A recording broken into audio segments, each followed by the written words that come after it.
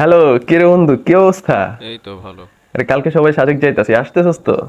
না রে ভাই, পারবো না। আরে ধুর বেটা, ফাইজলামি করতেছস কেন? আরে সত্যি রে, কাজ পড়ে গেছে, পারবো না। আরে ধ্যাৎ বেটা, না না তাহলে আমিও যাবো না। না না না না না না, আমিও যাবো না তাহলে। কেন যাবি না? তুই আরে তুই তুই খুব যা। ভালো মতোই জানোস, তুই না গেলে আমি যাই না। আরে ভাই, বললাম তো কাজ পড়ে গেছে, যা তুই।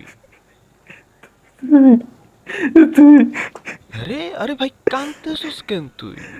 তুই না গেলে আমিও যাবো না বন্ধু। আরে তুই না গেলে আমিও যাবো না।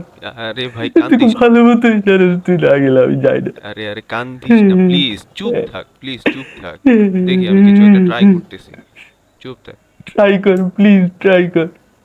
আরে আমি ম্যানেজ করতেছি রে ভাই। তুই চুপ থাক না, এমন ঠিক করিস না। আছে, হ্যাঁ। ঠিক কত আছে। দিতে হবে বল? আরে দেখ, তুই আসা মানেই তো আমার টাকা। আরে ভাই, তাও তো কিছু একটা তো দিতে হবে, আরে তাই না? বললাম তো, তুই আসা মানেই আমার টাকা।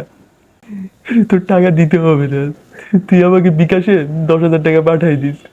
আরে কিন্তু মনির যে বললো 5,000 করে এ, প্রত্যেকজন। আরে তোকে কি বললাম এতক্ষণ আমি? তুই আসা মানেই আমার টাকা, আর আমার কাছে টাকা নাই, তুই দিয়ে দিবি। ধর বড়া ধান্দাবাজ শালা, ফোন আরে রাখ। আরে আরে, এরা বন্ধুত্বের মানেও জানে না।